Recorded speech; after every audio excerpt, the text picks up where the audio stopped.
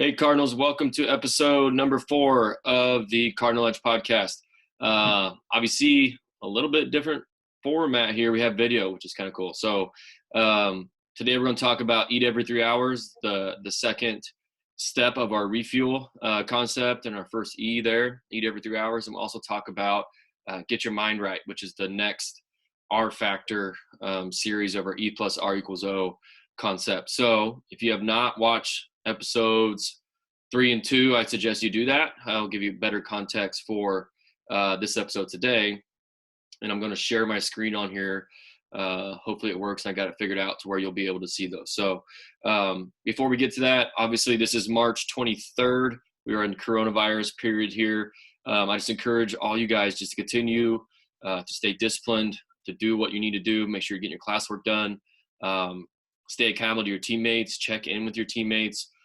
This is a good separating period right now, where whenever we get a kick up again, hopefully sooner rather than later, it's going to become apparent who did the work, who kept on top of things, and who did not. So this is a big separating factor, not only between us and other teams, but us if you're playing for a position, fighting for a spot on the team or on that starting lineup or whatever it is. This is your chance right now to be disciplined, to be the best version of yourself. It doesn't just stop because we're in this period right now. I really, really encourage you to keep getting after it. Reach out to your coaches if you have questions, but make sure that you stay in discipline and keeping your teammates accountable to your goals and the team's goals the best that we can during this period. So, all right, with that, I'm going to share my screen here and we will get on to our second step of our refuel concept, which is eat every 3 hours. So guys, with this is probably the most difficult of the refuel concept for a lot of athletes to grasp and really execute. And we'll talk about why that might be in a second here. But first off, the benefits of it. You can read there, by eating frequently, you give your body nutrients. So remember, going back to food is fuel, we talked about in the previous episodes. Food is fuel. So your body needs these nutrients that you get by consuming fuel in order to operate properly, whether that's to study, pay attention to class, or sprint, jump, lift weights, or practice, hit a volleyball, throw a football, whatever it is. Your body needs nutrients to fuel those movements. Okay, so especially college athletes, you guys are very active, obviously, burning a lot of calories. That means your body needs a lot of nutrients to fuel those processes. So by eating frequently, we give our body a chance to do that, and we keep it out of using protein as a fuel source. So we'll cover macronutrients in depth at some point, but carbs and fats are your main macronutrients your body wants to use as fuel, not protein. But generally we won't get to that. But by eating every 3 hours, we're saving ourselves from running out of carbs and fuel to burn and then looking to protein to burn, which is breaking down muscle, which is a catabolic nature, which we do not want in our body. So second bullet point there, it gives you constant energy, obviously, boosts your metabolism, keeps your body calm and focused, especially in class. A lot of you know probably what it feels like to just wake up, go to class, and not eat until noon. And by 10, 11 o'clock, your body's growling at you, you're hungry, and you're not focused on class, meetings, whatever it might be. Not a great state to be in. So by being able to eat every 3 hours or so, we're able to keep our body focused and calm, and then also promotes the building of lean muscle mass. As we get into protein a little bit more later, we'll discuss how just like this constant feeding of protein throughout the day gives your body the best chance to use all that protein for what you're eating it for, which is to help build and maintain muscle. So, all right, those are kind of the benefits of eating every 3 hours. Guidelines: eat every 3 hours, not that hard. Adjust portions and types of food based on specific goals. So weight loss, weight gain, etc. Even if you're trying to lose weight, doesn't mean we don't necessarily want you to do that. Do this, eat every 3 hours. We want to maybe adjust our portion sizes and maybe the types of food we're eating, and we'll cover that at a later date in our weight loss topics. But it doesn't necessarily mean you want to starve yourself from meals and snacks throughout the day. We just need to be a little bit smarter in how we do it. So, and then also drink water throughout the day. Tips and snack examples. Easiest thing, guys, is carry your snacks in your backpack. Easy ones. I got some options here. beef jerky, trail mix, peanut butter sandwiches, bars, granola bars, fruit, vegetables. All those can be thrown in your bag as you walk out the door, as you head to class. Greek yogurt and cottage cheese, obviously you need probably like a fridge to keep that cool, a little bit tougher there. But there's a lot of options that are cheap and effective that you can just throw in your bag and have between class. So those are some basic guidelines, examples, benefits. And what I want to talk about now a little bit is put it in the Joule context. So based off your guys' meal logs, we do a lot is this is a typical Joule day, if I had to guess. Actually, it's not a guess. I know, for the most part. All right. You probably wake up, you probably lift in the morning. Okay, so most Joule athletes do not get something to eat before they come in. Again, I would recommend you get maybe a banana, a granola bar right before you come, maybe a little bit of Gatorade just to give, again, right here, give your body nutrients. That's what's important. Give your body nutrients, okay? You lift, you go eat breakfast, okay? That's probably around 8, 9 o'clock.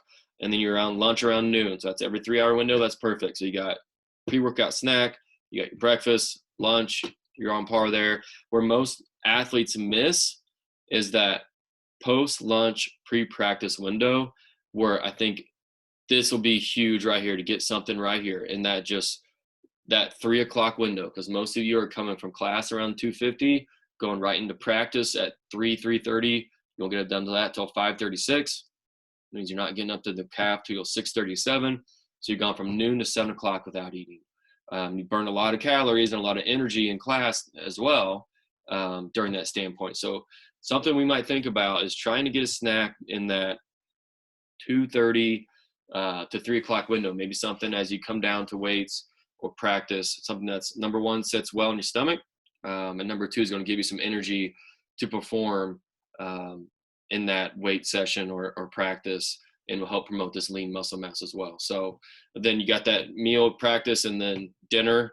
And then especially if you're a gaining weight athlete, so if you're a football athlete, for example, and you need to gain some weight, a snack before bed will be very important for you. And even if you're trying to lose weight, doesn't mean you can't snack late at night, but we definitely want to be conscious of what we are snacking at that point. So just some very basic guidelines on eat every 3 hours. If you have questions, anything more on that, please let me know. But that is our basic concept. But that one might be the most difficult out of the Refuel concepts, but it certainly is an important one that we include in there, especially really fuel your afternoon activities. Okay, I want to switch over now to our Refuel concept here, and I'm going to zoom in. We're going to focus today on this middle column here. You're going to see me, if you're watching me on the camera, I don't know why you are, number one, but number two, I'm going to look kind of off to the distance. I'm looking at a monitor here, just so you know. All right, so E plus R equals O. This is our second R factor. Remember last week we talked about press pause. We broke this one down. If you have not listened to episode 2, go back and do it. Remember, press pause about gaining clarity about the E plus R equals O formula, and use time to slow down impulse. Okay. Guess before I start this, I want to credit my source. This is Focus 3. Check out their podcast. They break all these down as well in much more detail than I will here. So check them out. Covered that. Okay. All right. R2, get your mind right. So we press pause. We're slowing down impulse. Now the purpose of get your mind right is to get out of a counterproductive emotional state and into a productive one. So your R, your response, it's important to understand it's internal and mental first, external and behavioral second.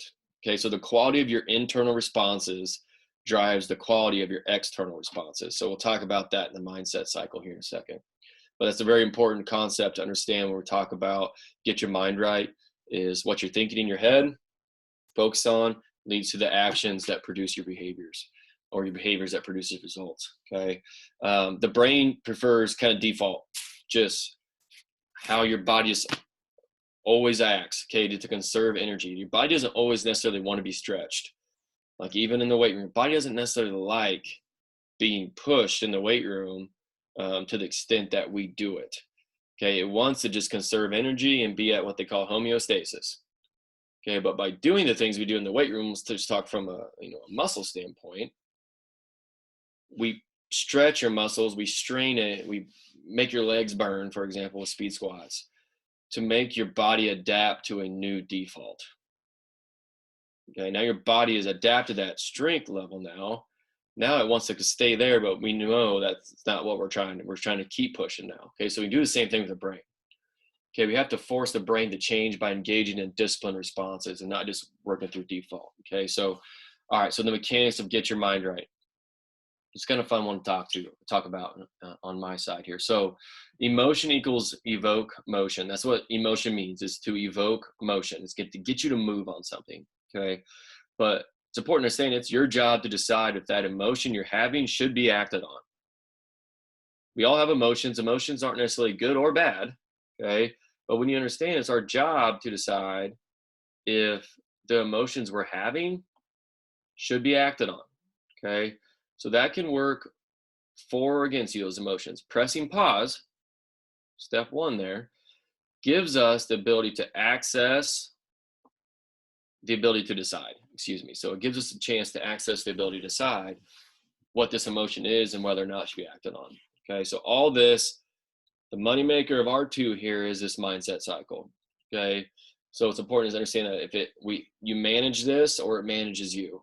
I would venture to say that most people walk around and let their mindset probably manage them rather than they manage it themselves. Okay, so at the top here, it's a circle. What's that movie? It's a circle. Gosh dang it, never mind. All right, focus. What do you focus on? Simple. Okay, manage what you focus on. We talked about return of attention last week. Remember, engage focus on things that give you high return. Don't get to complain if you spend time focusing on things that don't matter, you can't influence. Okay, so focus on things that give you a high return for the outcomes you want. It is a choice what you focus on, okay, and it feeds self-talk, which leads us down the cycle here to the second step. What are you saying to yourself?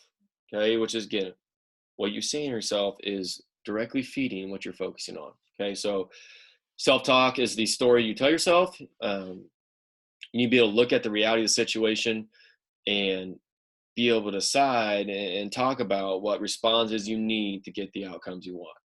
Okay, self-talk is extremely important because that then feeds into feelings. Okay, feelings are generated emotion from your self-talk.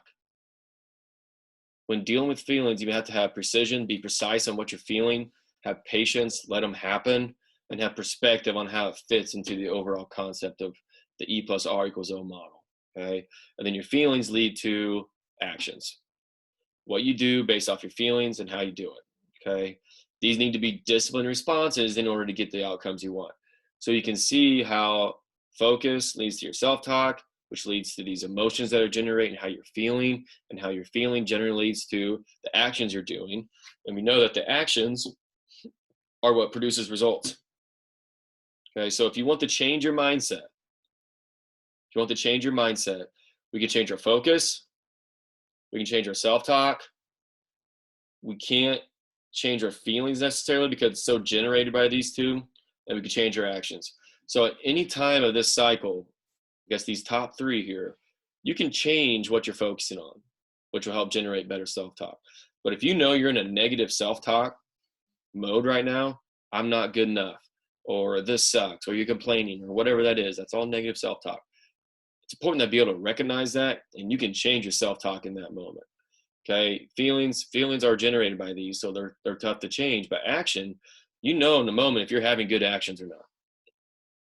Okay, if you're sitting on your butt and not doing anything for the next 3 weeks while in this corona period, and you know that in the moment you're doing a poor action, you can get up and go change that action, right?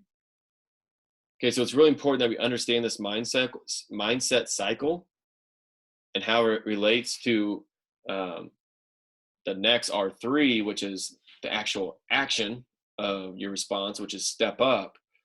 But going back to this, your R is internal and mental first, which is this, the mindset, which will lead to external and behaviors, which is step up, the next 3 R4s, R factors. But this is why this one's so important, is because of this line right here. Your R is internal and mental first. and external and behavioral second. Okay. So I want to finish this by let's just put this in a real quick, real life example. And this is a really easy one. Let's just stick on the corona train. Okay. So get out of a counterproductive emotional state into a reductive one. Just let's talk about within the context of coronavirus. So let's go right down the mindset cycle. What are you focusing on during this period? Okay. If you're on Twitter every day, most bad news is Twitter just reports a lot of just bad news, right? Okay, so if you're on Twitter every day, just consuming that content constantly about all the negative things about coronavirus, what's that going to do to your self-talk? It's going to put you in a bad mood, be extremely negative, hopeless, not great, which generally these hopeless, depressed types feelings, which will lead to probably your actions of just kind of sitting on the couch all day, scrolling through your phone. Okay, but let's think about the alternative. What are we focusing on? Maybe things we can control, things of high return on intention.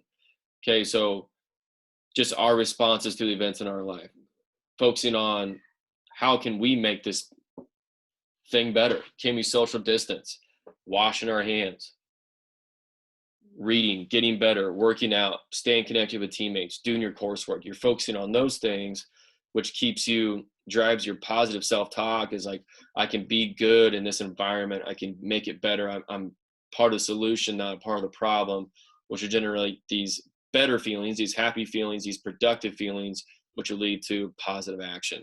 Okay, just one example on how this mindset cycle works, into a real world example right now, that it's a tough mental battle for people right now. Tough mental battle. They think the world's ending. It's not.